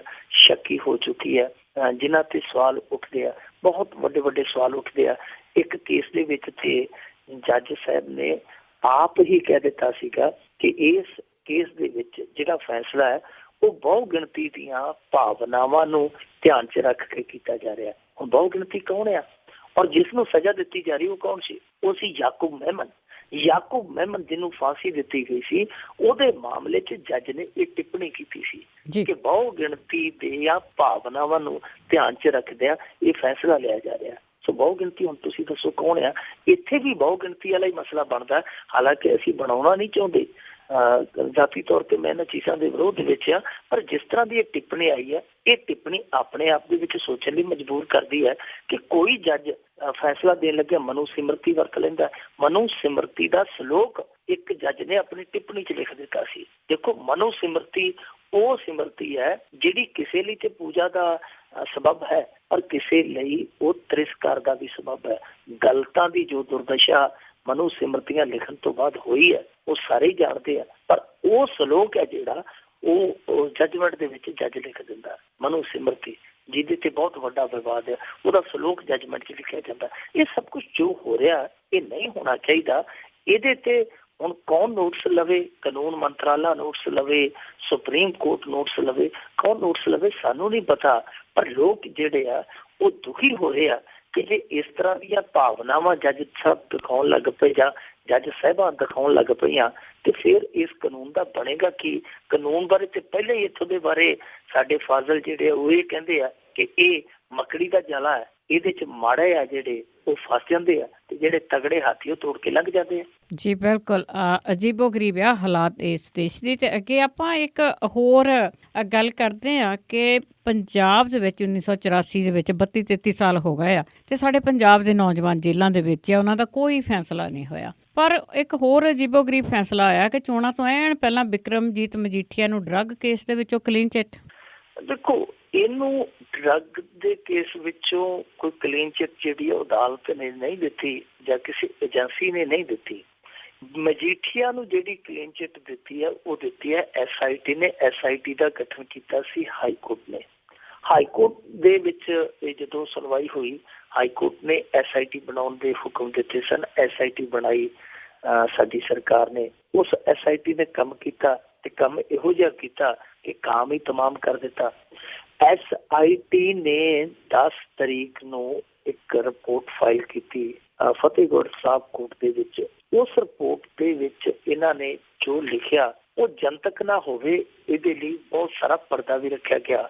ਪਰ ਕਿਸੇ ਤਰੀਕੇ ਦੇ ਨਾਲ ਉਹ ਰਿਪੋਰਟ ਹੈ ਜਿਹੜੀ ਪੱਤਰਕਾਰਾਂ ਦੇ ਹੱਥ ਲੱਗ ਗਈ, ਮੀਡੀਆ ਦੇ ਹੱਥ ਲੱਗ ਗਈ। ਸਾਰੀ ਕਹਾਣੀ, ਸਾਰੀ ਕਲਾਈ ਹੈ ਜਿਹੜੀ ਉਹ ਖੁੱਲ ਗਈ। ਉਹਦੇ ਵਿੱਚ ਕੀ ਸੀ? ਪਹਿਲਾ ਚੰਨ ਤੇ SIT ਨੇ ਇਹ ਚੜ੍ਹਿਆ ਕਿ ਜਿਹੜੀ ਡਰੱਗ ਨੂੰ ED ਨੇ 6,000 ਕਰੋੜ ਦਾ ਆਂਕਿਆ ਸੀ, ਇਹਨਾਂ ਨੇ ਪਿਛਲੀਆਂ 2 ਜ਼ੀਰੋ ਡਾ ਦਿੱਤੀਆਂ ਉਹਦੇ ਚੋਂ। ਯਾਨੀ ਜਿਹੜੀ ਡਰੱਗ ED ਕਹਿੰਦੀ ਸੀ ਕਿ ਇਹ ਡਰੱਗ ਰੈਕਟ ਹੈ ਜਿਹੜਾ 700 ਕਰੋੜ ਦਾ, ਇਹਨਾਂ ਨੇ ਉਹਨੂੰ ਸਮੇਟ ਕੇ 60 ਕਰੋੜ ਦਾ ਕਰ ਦਿੱਤਾ। ਪਹਿਲਾ ਚੰਨ ਤੇ ਇਹ ਚੜ ਗਿਆ। ਦੂਜਾ ਚੰਨ ਇਹ ਚੜ ਗਿਆ ਕਿ ਇਹਨਾਂ ਨੇ 2-3 ਸਮਗਲਰਾਂ ਦੇ ਨਾਮ ਸੀ, ਜਿੱਦਾਂ FIR ਦੇ ਵਿੱਚ ਜਿਸ ਤਰ੍ਹਾਂ ਪਿੰਦੀ ਸੀ, ਇੱਕ ਲਾਡੀ ਸੀ, ਇੱਕ ਸ਼ਾਇਦ ਸਤਾ ਸੀਗਾ। ਇਹਨਾਂ ਤਿੰਨਾਂ ਸਮਗਲਰਾਂ ਦਾ ਨਾਂ ਹੈ ਜਿਹੜਾ ਮੈਂਸ਼ਨ ਨਹੀਂ ਕੀਤਾ। ਹੁਣ ਇਹਨਾਂ ਦੇ ਨਾਂ ਨਾ ਮੈਂਸ਼ਨ ਕਰਨ ਦਾ ਅਰਥ ਕੀ ਹੈ? ਇਹ ਉਹ ਲੋਕ ਆ ਜਿਨ੍ਹਾਂ ਦੇ ਜ਼ਰੀਏ ਅੱਗੇ ਬਿਕਰਮਜੀਤ ਮਜੀਠੀਏ ਦਾ ਨਾਂ ਇਸ ਡਰੱਗ ਰੈਕਟ ਕੇਸ ਦੇ ਵਿੱਚ ਜੁੜਦਾ ਹੈ, ਕਿਉਂਕਿ ਸਿੱਧੇ ਤੌਰ ਤੇ ਮਜੀਠੀਏ ਦਾ ਨਾਂ ਕਿਸੇ ਨੇ ਨਹੀਂ ਲਿਆ। ਇਹ ਕਿਹਾ ਕਿ ਜਿਹੜਾ ਸੱਤਾ ਕਿੰਗ ਪਿੰਨ ਆ, ਜਿਹੜਾ ਪਿੰਦੀ ਹੈ ਜਾਂ ਜਿਹੜਾ ਲਾਡੀ ਹੈ, ਉਹਦੀ ਮਜੀਠੀਏ ਦੇ ਨਾਲ ਨੇੜਤਾ ਹੈ। ਉਹ ਜਦੋਂ ਵੀ ਆਉਂਦੇ ਆ ਭਾਰਤ ਦੇ ਵਿੱਚ, ਪੰਜਾਬ ਦੇ ਵਿੱਚ, ਇਹਦੇ ਕੋਲ ਠਹਿਰ ਦੇ ਸਾਰਾ ਇੰਤਜ਼ਾਮ ਇਹ ਕਰਦਾ ਹੈ। ਵਿਆਹ ਸ਼ਾਦੀਆਂ 'ਚ ਵੀ ਆਏ ਆ ਔਰ ਇੱਥੋਂ ਤੱਕ ਕਿ ਇਹਨਾਂ ਨੂੰ ਗਨਮੈਨ ਵੀ ਮਿਲਦੇ ਰਹੇ ਆ। ਇਹ ਸਾਰੀ ਮਿਹਰਬਾਨੀ ਮਜੀਠੀਆ ਦੀ ਸੀ। ਹੁਣ ਜਦੋਂ ਇਹ ਤਿੰਨਾਂ ਦਾ ਨਾਂ ਹੀ ਹੈ ਨਹੀਂ, SIT ਦੀ ਪੜਤਾਲ ਦੇ ਵਿੱਚ ਇਹ ਨਾਂ ਹੀ ਨਹੀਂ ਪਏ, ਤਾਂ ਫਿਰ ਬਿਕਰਮਜੀਤ ਮਜੀਠੀਆ ਆਪਣੇ ਆਪ ਹੀ ਬੇਦਾਗ ਸਾਬਤ ਹੋ ਜਾਂਦਾ ਹੈ, ਕਿਉਂਕਿ ਜਿਨ੍ਹਾਂ ਦੇ ਮਾਰਫਤ ਉਹਦਾ ਨਾਂ ਜੋੜਿਆ ਜਾ ਰਿਹਾ ਸੀਗਾ, ਉਹਨਾਂ ਦੇ ਨਾਂ ਇਸ ਪੜਤਾਲ ਦੇ ਵਿੱਚ ਨਹੀਂ ਪਾਏ ਗਏ। ਦੂਜਾ ਕੀ ਕੀਤਾ ਕਿ ਇਸ SIT ਨੇ ਜਿਹੜਾ ਇਸ ਮਾਮਲੇ ਦਾ ਸਰਗਨਾ ਸੀਗਾ ਜਗਦੀਸ਼ ਭੋਲਾ, ਉਹਦੇ ਬਾਰੇ ਵੀ ਇਹੋ ਲਿਖਿਆ ਕਿ ਉਹਦੇ ਖਿਲਾਫ ਸਾਡੇ ਕੋਲ ਕੋਈ ਠੋਸ ਸਬੂਤ ਸਾਹਮਣੇ ਨਹੀਂ ਆਏ। ਹੁਣ ਜਗਦੀਸ਼ ਭੋਲਾ ਜਿਹੜਾ, ਉਹਦੀ ਕਿਸਮਤ ਵੀ ਚਮਕ ਸਕਦੀ ਹੈ ਆਉਣ ਵਾਲੇ ਦਿਨਾਂ ਦੇ ਵਿੱਚ। ਅੱਗੇ ਪਹਿਲਾਂ 2 ਮਾਮਲਿਆਂ 'ਚ ਬਰੀ ਹੋ ਗਿਆ, ਇਸ ਮਾਮਲੇ 'ਚ ਵੀ ਬਰੀ ਹੋ ਜਾਂਦਾ, ਫਿਰ ਲੈ ਦੇ ਕੇ ਉਹਦੇ ਸਿਰ ਤੇ 1-2 ਛੋਟੇ ਮੁਕੱਦਮੇ ਰਹਿ ਜਾਣਗੇ। ਫਿਰ ਬਹੁਤ ਜਲਦੀ ਜਗਦੀਸ਼ ਭੋਲਾ ਉਹ ਖੁੱਲੀ ਹਵਾ ਦੇ ਵਿੱਚ ਅੰਗੜਾਈਆਂ ਲੈਂਦਾ ਵੇਖਿਆ ਜਾ ਸਕਦਾ ਜੇ ਇਸੇ ਤਰ੍ਹਾਂ ਹੀ ਰਹਿਮੋ ਕਰਮ ਚੱਲਦੇ ਰਹੇ। ਸੋ ਜਗਦੀਸ਼ ਭੋਲਾ ਇਹ ਕਹਿੰਦੇ ਜੀ ਕਿ ਸਾਡੇ ਨਜ਼ਰ ਦੇ ਵਿੱਚ ਉਹ ਦੋਸ਼ੀ ਨਹੀਂ, ਜਗਦੀਸ਼ ਭੋਲੇ ਦੇ ਖਿਲਾਫ ਪ੍ਰਾਪਤ ਸਬੂਤ ਨਹੀਂ। ਪਰ ਕਮਾਲ ਦੀ ਗੱਲ ਇਹ ਆ ਕਿ ਇੱਕ ਪਾਸੇ SIT ਇਹ ਕਹਿੰਦੀ ਹੈ ਕਿ ਜਗਦੀਸ਼ ਭੋਲੇ ਦੇ ਖਿਲਾਫ ਸਾਡੇ ਕੋਲ ਸਬੂਤ ਨਹੀਂ, ਤੇ ਦੂਜੇ ਪਾਸੇ ਕਹਿੰਦੀ ਹੈ ਕਿ ਜਿਹੜੀ ਪੰਜਾਬ ਪੁਲਿਸ ਨੇ FIR ਦਰਜ ਕੀਤੀ ਹੈ, ਜਿਹੜੀ ਚਾਰਜਸ਼ੀਟ ਪੇਸ਼ ਕੀਤੀ ਹੈ, ਉਹ ਸਹੀ ਹੈ। ਤੇ ਹੁਣ ਐਦੋਂ ਵੀ ਕਮਾਲ ਦੀ ਗੱਲ ਇਹ ਆ ਕਿ ਇੱਕ ਪਾਸੇ ਤੇ ਇਹ ਕਹਿੰਦੇ ਕਿ ਉਹਦੇ ਖਿਲਾਫ ਸਬੂਤ ਨਹੀਂ ਤੇ ਚਾਰਜਸ਼ੀਟ ਸਹੀ ਹੈ ਪੁਲਿਸ ਦੀ, ਤੇ ਉਸੇ ਚਾਰਜਸ਼ੀਟ ਦੇ ਵਿੱਚ ਪੰਜਾਬ ਪੁਲਿਸ ਜਗਦੀਸ਼ ਭੋਲੇ ਨੂੰ ਇਸ ਸਾਰੇ ਰੈਕਟ ਦਾ ਸਰਗਨਾ ਕਹਿੰਦੀ ਹੈ। ਹੁਣ ਦੇਖੋ, ਇੱਕ ਪਾਸੇ SIT ਕਹਿੰਦੀ ਹੈ ਜੀ ਕਿ ਸਾਡੇ ਕੋਲ ਸਬੂਤ ਨਹੀਂ, ਦੂਜੇ ਪਾਸੇ ਪੰਜਾਬ ਪੁਲਿਸ ਦੀ FIR ਤੇ ਮੋਹਰ ਲਾਉਂਦੀ ਹੈ, ਚਾਰਜਸ਼ੀਟ ਤੇ ਮੋਹਰ ਲਾਉਂਦੀ ਹੈ ਜੀ ਇਹ ਠੀਕ ਆ। ਯਾਨੀ ਇੱਕ ਪਾਸੇ ਜੋ ਪੰਜਾਬ ਪੁਲਿਸ ਕਹਿੰਦੀ ਕਿ ਜਗਦੀਸ਼ ਭੋਲਾ ਜਿਹੜਾ ਉਹ ਇਸ ਰੈਕਟ ਦਾ ਸਰਗਨਾ ਹੈ, ਉਸ ਚੀਜ਼ ਤੇ ਵੀ ਮੋਹਰ ਲਾਉਂਦੀ ਪਈ, ਤੇ ਦੂਜੇ ਪਾਸੇ ਜਾ ਕੇ ਕਹਿੰਦੀ ਹੈ ਜੀ ਸਾਡੇ ਕੋਲ ਤੇ ਉਹਦੇ ਖਿਲਾਫ ਕੋਈ ਸਬੂਤ ਹੀ ਹੈ ਨਹੀਂ। ਸੋ ਜਿਸ ਤਰੀਕੇ ਦਾ SIT ਨੇ ਕੰਮ ਕੀਤਾ ਉਹ ਸਵਾਲਾਂ ਦੇ ਘੇਰੇ 'ਚ ਹੈ। ਔਰ SIT ਸਾਡੇ 'ਚ ਪੰਜਾਬ ਦੇ ਵਿੱਚ 2-2.5 ਸਾਲਾਂ 'ਚ 27-28 ਬਣੀਆਂ। ਜੇ ਇਹਨਾਂ ਦਾ ਤੁਸੀਂ ਨਤੀਜਾ ਆਂਕ ਲਓ ਤੇ 0 ਨਿਕਲੇਗਾ, 0 ਨਿਕਲੇਗਾ। ਇਸ SIT ਦੀਆਂ ਜਿਹੜੀਆਂ ਕਹਾਣੀਆਂ, ਉਹਨਾਂ 'ਚ ਇੱਕ ਕਹਾਣੀ ਇਹ ਵੀ ਹੈ ਕਿ ਇੱਕ ਵਾਰੀ ਸੁਖਪਾਲ ਖਹਿਰੇ ਨੂੰ ਡਰੱਗ ਕੇਸ ਦੇ ਵਿੱਚ ਇਹਨਾਂ ਨੇ ਲਪੇਟ ਲਿਆ। ਜਾਂਚ ਚੱਲਦੀ ਰਹੀ। SIT ਦੀਆਂ ਮੀਟਿੰਗਾਂ ਵੀ ਹੋਈਆਂ, ਪ੍ਰੈਸ ਕਾਨਫਰੰਸਾਂ ਕਰਕੇ ਫੋਨ ਕਾਲ ਦੀਆਂ ਡਿਟੇਲ ਸੀਗੀਆਂ ਉਹ ਵੀ ਇਹਨਾਂ ਨੇ ਜਨਤਕ ਕਰ ਦਿੱਤੀਆਂ। ਪਰ SIT ਦੀ ਦੇਖੋ ਕਮਾਲ ਦੀ ਗੱਲ ਸੀ ਕਿ SIT ਦੀ ਪੜਤਾਲ ਹਾਲੇ ਚੱਲਦੀ ਪਈ ਸੀ ਤੇ ਪੰਜਾਬ ਪੁਲਿਸ ਨੇ ਚੱਲਦੀ ਪੜਤਾਲ ਦੇ ਵਿੱਚ ਜਾ ਕੇ ਕੋਰਟ ਦੇ ਅੰਦਰ ਇਹ ਚਾਰਜਸ਼ੀਟ ਫਾਈਲ ਕਰ ਦਿੱਤੀ ਸੀ ਕਿ ਸੁਖਪਾਲ ਖਹਿਰੇ ਦਾ ਇਸ ਮਾਮਲੇ ਦੇ ਵਿੱਚ ਕੋਈ ਤਾਲੁਕ ਨਹੀਂ। ਪਰ SIT ਦੀ ਪੜਤਾਲ ਹਾਲੇ ਚੱਲਦੀ ਪਈ ਸੀ, ਕੇਸ ਵੀ ਖਾਰਜ ਹੋ ਗਿਆ। SIT ਦੀ ਪੜਤਾਲ ਚੱਲੀ ਜਾਂਦੀ ਸੀ, ਮੇਰੇ ਖਿਆਲ ਦੇ ਨਾਲ ਹਾਲੇ ਵੀ ਚੱਲੀ ਜਾਂਦੀ ਹੈ। ਇਹ SITs ਦੇ ਜਿਹੜੇ ਇਹ ਸਿੱਟੇ ਆ, ਇਹਨਾਂ ਦੇ ਆਧਾਰ ਤੇ ਹੁਣ ਲੋਕ ਕਹਿਣ ਲੱਗ ਪਏ ਆ ਕਿ SIT ਦਾ ਮਤਲਬ ਸਿੱਟ ਨਹੀਂ, ਇਹਨੂੰ ਸਿੱਟ ਨਹੀਂ ਕਿਹਾ ਜਾਣਾ ਚਾਹੀਦਾ। SIT ਦਾ ਮਤਲਬ ਹੈ ਸਿੱਟ, ਯਾਨੀ ਜਿਹੜਾ ਮੁੱਦਾ ਟੱਠੇ ਖੂਹ 'ਚ ਸਿੱਟਣਾ ਹੋਵੇ ਉਹਦੇ ਲਈ SIT ਬਣਾ ਦਿਓ, ਸਿੱਟ ਬਣਾ ਦਿਓ ਜੀ। ਤੇ ਅੱਗੇ ਆਪਾਂ ਗੱਲ ਕਰਦੇ ਹਾਂ ਸੁਖਬੀਰ ਬਾਦਲ ਦੀ। ਜਦੋਂ ਵੀ ਕਿਤੇ ਇਲੈਕਸ਼ਨਾਂ ਹੁੰਦੀਆਂ, ਜਦੋਂ ਵੀ ਕਿਤੇ ਇਹਨਾਂ ਨੂੰ ਲੱਗਦਾ ਕਿ ਸਾਡਾ ਜਿਹੜਾ ਪਲੜਾ ਆ ਡਾਮਾਡੋਲ ਆ, ਉਸ ਵੇਲੇ ਪਿਛਲੇ ਸਮੇਂ ਤੋਂ ਵੀ ਬਹੁਤ ਵਾਰੀ ਇਹਨਾਂ ਦੀ ਬਿਆਨਬਾਜ਼ੀ ਦੇਖੀ ਆ ਕਿ ਆਮ ਆਦਮੀ ਪਾਰਟੀ ਨੂੰ ਖਾੜਕੂ ਜਥੇਬੰਦੀਆਂ ਸਪੋਰਟ ਕਰ ਰਹੀਆਂ ਆ, ਜਾਂ ਜਿਹੜੇ ਖਾਲਿਸਤਾਨ ਦੇ ਹੱਕ ਵਿੱਚ ਆ ਉਹ ਇਸ ਦੀ ਸਪੋਰਟ ਕਰ ਰਹੇ ਆ ਤੇ ਹੁਣ ਇਹਨਾਂ ਨੇ ਕਿਹਾ ਕਿ ਜਿਹੜੇ ਅੱਤਵਾਦੀ ਆ ਉਹ ਇਹਨਾਂ ਨੂੰ ਫੰਡਿੰਗ ਕਰ ਰਹੇ ਆ। ਹਾਂ ਦੇਖੋ, ਸੁਖਬੀਰ ਸਿੰਘ ਬਾਦਲ ਨੇ ਕਿਹੜੇ ਸਮੇਂ ਕੀ ਕਹਿ ਦੇਣਾ ਉਹਦੇ ਬਾਰੇ ਤੇ ਪਤਾ ਨਹੀਂ, ਪਰ ਅੱਜ ਉਹਨੇ ਇੱਕ ਸੱਚ ਸਵੀਕਾਰ ਵੀ ਕੀਤਾ। ਆਮ ਤੌਰ ਤੇ ਸੁਖਬੀਰ ਸਿੰਘ ਬਾਦਲ ਆਪਣੀ ਕਈ ਗੱਲ ਜੇ ਬਠਿੰਡੇ ਕਰਕੇ ਗਿੱਦੜਬਾਹੇ ਪਹੁੰਚੇ ਤੇ ਉੱਥੇ 20 ਕਿਲੋਮੀਟਰ ਦੇ ਦਾਇਰੇ 'ਚ ਭੁੱਲ ਜਾਂਦਾ ਕਿ ਮੈਂ ਬਠਿੰਡੇ ਕੀ ਕਹਿ ਕੇ ਆਇਆ ਤੇ ਗਿੱਦੜਬਾਹੇ ਆ ਕੇ ਮੈਂ ਕੀ ਕਹਿਣ ਡਿਆ। ਇਹੋ ਜਿਹਾ ਸ਼ਖਸ ਆ ਉਹ। ਉਹਨੇ ਮਾਘੀ ਦੇ ਵਿੱਚ ਪਿਛਲੇ ਵਾਰੀ ਜਿਹੜਾ ਮਾਘੀ ਮੇਲਾ ਹੋਇਆ ਸੀ, ਐਤਕੀ ਤੇ ਮੇਲਾ ਲੱਗਿਆ ਹੀ ਨਹੀਂ।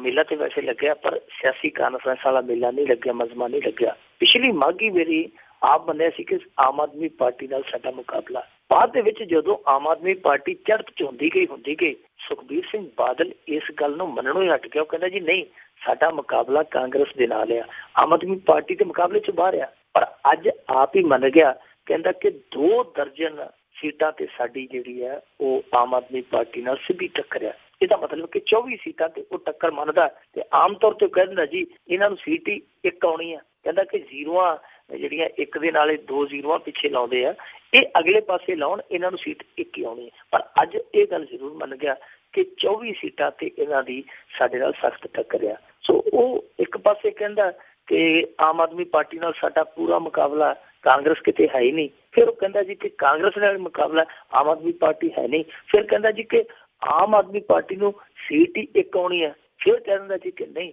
ਸਾਡੇ ਨਾਲ ਉਹਨਾਂ ਦਾ 24 ਸੀਟਾਂ ਦਾ ਜਿਹੜਾ ਹੈ ਉਹ ਪੂਰਾ ਫਸਵਾ ਮੁਕਾਬਲਾ। ਸੋ ਕਿਹੜੇ ਬਿਆਨ ਤੇ ਤੁਸੀਂ ਉਹਦੇ ਤੇ ਯਕੀਨ ਕਰੋਗੇ? ਫਿਰ ਅੱਜ ਗੱਲ ਕਰ ਲਈਏ ਕਿ ਆਮ ਆਦਮੀ ਪਾਰਟੀ ਨੂੰ ਫੰਡਿੰਗ ਹੁੰਦੀ ਹੈ, ਫਲਾਣਾ ਕਰਦਾ, ਟਮਕਾਣਾ ਕਰਦਾ। ਦੇਖੋ, ਅੱਤਵਾਦੀ ਸ਼ਬਦ ਵਰਤਣ ਲੱਗਿਆ ਸੁਖਬੀਰ ਸਿੰਘ ਬਾਦਲ ਪੂਰਾ ਵੀ ਇੱਧਰ ਉੱਧਰ ਨਹੀਂ ਦਿੰਦਾ। ਹੁਣ ਆਮ ਆਦਮੀ ਪਾਰਟੀ ਨੂੰ ਫੰਡਿੰਗ ਬਾਹਰੋਂ ਇੱਕ ਮਜ਼ਦੂਰ ਵੀ ਦਿੰਦਾ, ਬਾਹਰੋਂ ਇੱਕ ਕਿਰਤੀ ਵੀ ਦਿੰਦਾ, ਬਾਹਰੋਂ ਇੱਕ ਕਾਰੋਬਾਰੀ ਵੀ ਦਿੰਦਾ, ਬਾਹਰੋਂ ਇੱਕ ਉਹ ਵੀ ਸ਼ਖਸ ਦਿੰਦਾ ਹੈ ਜਿਹਦੀ ਕਿਸੇ ਵੀ ਵਿਚਾਰਧਾਰਾ ਪ੍ਰਤੀ ਕੋਈ ਕੱਟੜਵਾਦੀ ਸੋਚ ਨਹੀਂ ਹੈ, ਜਿਹੜਾ ਸੈਕੂਲਰ ਆ, ਉਹ ਵੀ ਇਹਨਾਂ ਨੂੰ ਫੰਡ ਦਿੰਦਾ। ਸਾਰਿਆਂ ਨੂੰ ਇੱਕੋ ਰੱਸੇ ਬੰਨ੍ਹ ਦੇਣਾ ਕਿ ਇਹਨਾਂ ਨੂੰ ਵੱਖਵਾਦੀ ਫੰਡਿੰਗ ਕਰਦੇ ਆ, ਇਹਨਾਂ ਨੂੰ ਫਲਾਣਾ ਕਰਦਾ, ਖਾਲਿਸਤਾਨੀ ਕਰਦੇ ਆ, ਪਾਕਿਸਤਾਨੀ ਕਰਦੇ ਆ, ਇਹ ਗੱਲਾਂ ਨਿਰਮੂਲ ਨੇ। ਮੈਨੂੰ ਯਾਦ ਆ ਇਹਨੇ ਇਹ ਰੌਲਾ 1.5 ਸਾਲ ਪਹਿਲਾਂ ਵੀ ਪਾਉਣਾ ਸ਼ੁਰੂ ਕਰ ਦਿੱਤਾ ਸੀ। ਇੱਕ ਪ੍ਰੈਸ ਕਾਨਫਰੰਸ ਦੇ ਵਿੱਚ ਪੱਤਰਕਾਰਾਂ ਨੇ ਪ੍ਰਕਾਸ਼ ਸਿੰਘ ਬਾਦਲ ਨੂੰ ਪੁੱਛ ਲਿਆ ਕਿ ਬਾਦਲ ਸਾਹਿਬ, ਤੁਸੀਂ ਇਹ ਦੋਸ਼ ਲਾਉਂਦੇ ਹੋ ਕਿ ਤੁਹਾਡੇ ਕੋਲ ਇਸ ਗੱਲ ਦੇ ਪੁਖਤਾ ਸਬੂਤ ਹਨ ਜੋ ਗੱਲ ਤੁਸੀਂ ਕਹਿੰਦੇ ਹੋ? ਤੇ ਪ੍ਰਕਾਸ਼ ਸਿੰਘ ਬਾਦਲ ਨੇ ਕਿਹਾ ਸੀ ਨਹੀਂ, ਸਾਡੇ ਕੋਲ ਕੋਈ ਸਬੂਤ ਨਹੀਂ। ਪਰ ਇਹ ਬੰਦਾ ਫਿਰ ਵੀ ਜਿਹੜਾ ਆਪਣੇ ਪਿਓ ਦੀ ਗੱਲ ਕਹੀ ਤੋਂ ਉਲਟ ਇਹੋ ਹੀ ਦੋਸ਼ ਲਾਉਂਦਾ ਰਿਹਾ ਕਿ ਜਿਹਨਾਂ ਨੂੰ ਫੰਡਿੰਗ ਇੱਥੋਂ ਹੁੰਦੀ ਹੈ ਉੱਥੋਂ ਹੁੰਦੀ ਹੈ। ਖੈਰ, ਇਹ ਗੱਲ ਛੱਡ ਦਿਓ। ਫੰਡਿੰਗ ਦੇ ਮਾਮਲੇ ਦੇ ਵਿੱਚ ਦਿੱਲੀ ਹਾਈ ਕੋਰਟ ਤੱਕ ਇਹਨਾਂ ਦਾ ਮਾਮਲਾ ਗਿਆ। ਦਿੱਲੀ ਹਾਈ ਕੋਰਟ ਤੱਕ ਆਮ ਆਦਮੀ ਪਾਰਟੀ ਦਾ ਮਸਲਾ ਗਿਆ। ਉੱਥੋਂ ਮੂੰਹ ਦੀ ਖਾਣੀ ਪਈ। ਭਾਰਤੀ ਜਨਤਾ ਪਾਰਟੀ ਉਸ ਕੇਸ ਨੂੰ ਲੈ ਕੇ ਗਈ ਸੀ, ਸਾਰਾ ਕੁਝ ਸਾਫ਼ ਹੋ ਕੇ ਨਿਕਲਿਆ ਸੀ। ਹੁਣ ਕਮਾਲ ਦੀ ਗੱਲ ਤੇ ਇਹ ਹੈ ਕਿ ਜਿਹੜਾ ਬੰਦਾ 10 ਸਾਲ ਸੱਤਾ ਦੇ ਵਿੱਚ ਰਿਹਾ ਪੰਜਾਬ ਦੇ, ਉਹ ਚੋਣਾਂ ਦੇ ਨੇੜੇ ਇਹ ਗੱਲ ਆ ਕੇ ਕਹੇ ਕਿ ਭਾਈ ਇਹਨਾਂ ਨੂੰ ਫੰਡਿੰਗ ਇੱਥੋਂ ਹੁੰਦੀ ਹੈ, ਉੱਥੋਂ ਹੁੰਦੀ ਹੈ, ਗਲਤ ਵਸੀਲਿਆਂ ਤੋਂ ਹੁੰਦੀ ਹੈ, ਗੱਲ ਹਜ਼ਮ ਨਹੀਂ ਹੁੰਦੀ। ਸੁਖਬੀਰ ਸਿੰਘ ਬਾਦਲ ਨੂੰ ਚਾਹੀਦਾ ਸੀ, 10 ਸਾਲ ਪਾਵਰ ਦੇ ਵਿੱਚ ਰਿਹਾ, 3 ਸਾਲ ਹੋ ਗਏ ਆਮ ਆਦਮੀ ਪਾਰਟੀ ਨੂੰ ਪੰਜਾਬ 'ਚ ਆਇਆ।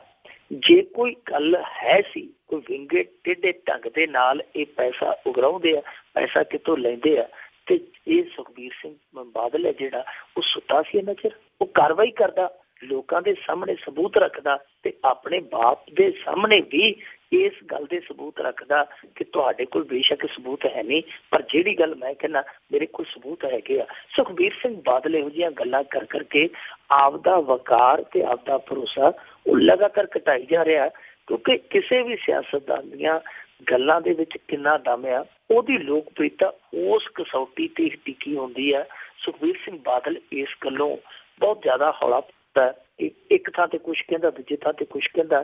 ਸਰਬੱਤ ਖਾਲਸਾ ਜਦੋਂ ਚੱਬੇ 'ਚ ਹੋਇਆ 2015 ਦੇ ਵਿੱਚ, ਇਹਨੇ ਪਹਿਲੇ ਦਿਨ ਆਖਿਆ ਜੀ, ਕਹਿੰਦਾ ਜੀ ਇਸ ਆਯੋਜਨ ਦੇ ਵਿੱਚ ISI ਦਾ ਹੱਥ ਆ। ਦੂਜੇ ਦਿਨ ਵਾਲਾ ਇਹਦਾ ਬਿਆਨ ਸੀ, ਕਹਿੰਦਾ ਜੀ ਤਾਂ ਟੋਪੀਆਂ ਵਾਲਿਆਂ ਨੇ ਕਰਾਇਆ।